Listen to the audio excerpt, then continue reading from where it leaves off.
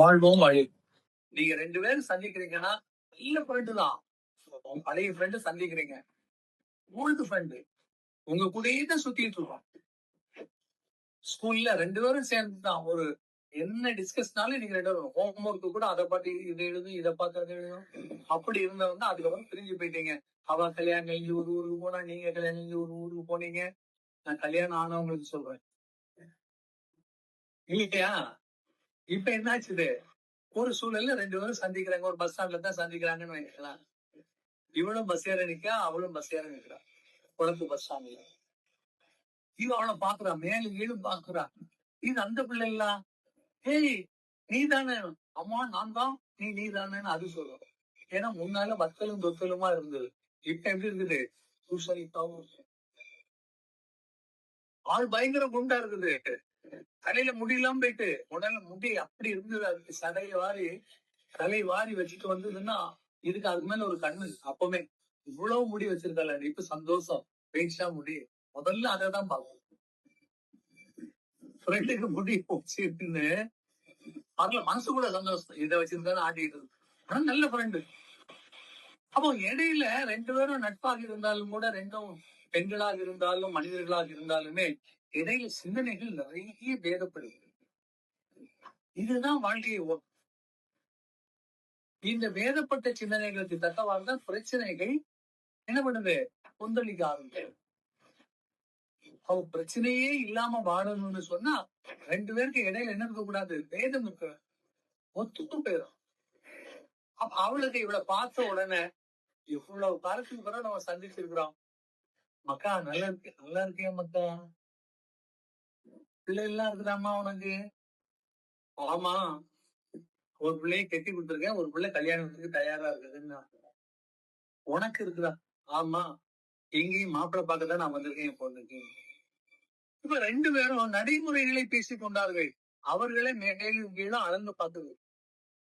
அதாங்க முக்கியம். நீ எப்படி வாழ்ற, நீ எப்படி வாழ்றன்னு அறிந்து கொண்டு நட்பு பரிமாறி கொண்டார்கள். ஆனா இதே 2 பேருக்கும் மனம் கெட்டதுகளா இருந்தா, குணம் கெட்டதுகளா இருந்தா, இவன் அப்படியே பாப்பா.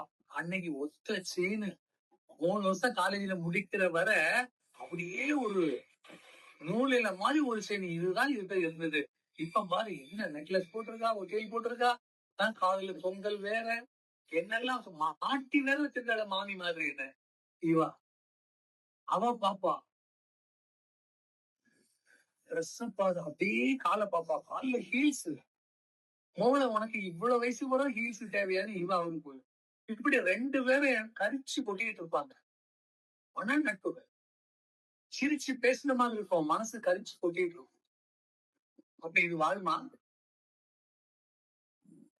கொஞ்சம் யோசிச்சு பாருங்க. அப்ப 2 பேரும் ஒரே உருவமாக இருந்தாலும் பத்தாது. அந்த உருவத்துக்கு இடையில என்ன இருக்குதுன்னா கர்மா இருக்கு. ஆளுக்கு வேற வேற கர்மா. அவன் வாக்கப்பட்ட இடத்துல இப்ப கஷ்டப்பட்டு இருக்கலாம், இவன் வாக்கப்பட்ட இடத்துல வசதியா இருக்கலாம் இல்லையா? 2 பேரும் பேச்சிலேயே விளையாடும். அவங்க வசதியை இவ சொல்ல, இவ வசதியை சொல்ல. இந்த கர்மா இடையில இவ வேணும்னே அவள்கிட்ட சொல்லுவா, எங்க வீட்டுக்காரர் கார்ல தான் போக சொன்னாரு. அவ கேட்கல. இவ சொல்லுவா, நான் கொண்டு விட்டுறதேன்னாரு. கேட்டாங்க, நான் பஸ்ல போயிட்டு வரேங்கன்னு நான் வந்தேன். இவ வீட்டுல கார் நிக்கிறான், அவளுக்கு தெரியும்.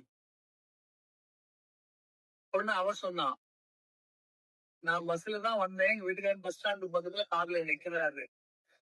இப்ப நான் போய் அதுல ஏறிக்க போறேன். ரெண்டுக்கு எப்படி இருக்கும்? இது பெண்கள்கிட்ட மட்டும் இல்ல, ஆண்கள்கிட்ட இருக்கு. மனிதர்கள்னா எல்லாருக்கும் இதுதான் கர்மா. உங்க கர்மா வேற, அவங்க கர்மா வேற. ஒரு சயின்ஸ் டிபார்ட்மெண்ட்டுக்காரன் நின்று பேசுறதுக்கும் ஒரு ஹிஸ்டரிக்காரன் நின்று பேசுறதுக்கும் 2 பேருக்கும் வித்தியாசம் இருக்கு.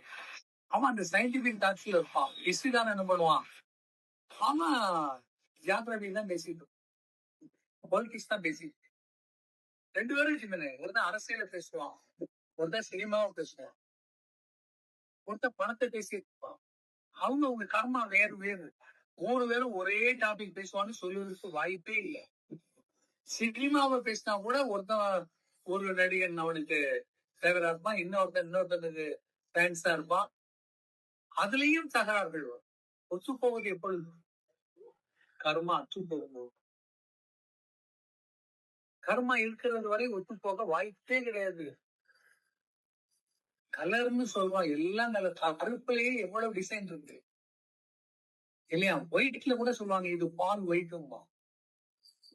இல்ல, வெள்ளைதான். அதுல எல்லாத்துலயும் பேதம் உண்டு. மண்ணை பொறுத்த அளவுக்கு கர்ம வாழ்வு வேதப்பட்ட வாழ்வு. இந்த பேதத்திலிருந்து உங்களை வெளியே கொண்டு வருவதற்கு தான் வேதம். வேதம் கை கொடுக்கும்.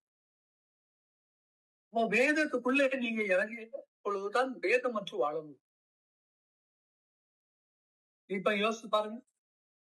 ஞான பயணத்தில் நாம வெளி பயணமே இல்ல, உள் பயணம் தான்.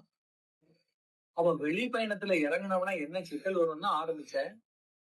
நீங்க உங்க கூட உங்களை மாதிரியே மனுஷன் மிருகங்கள்ட்ட வேண்டாம், பறவைகள்ட்ட வேண்டாம்.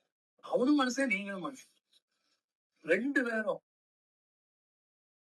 சந்திச்சீங்கன்னு சொன்னா 2 பேரும் சிந்தனையும் வேறு.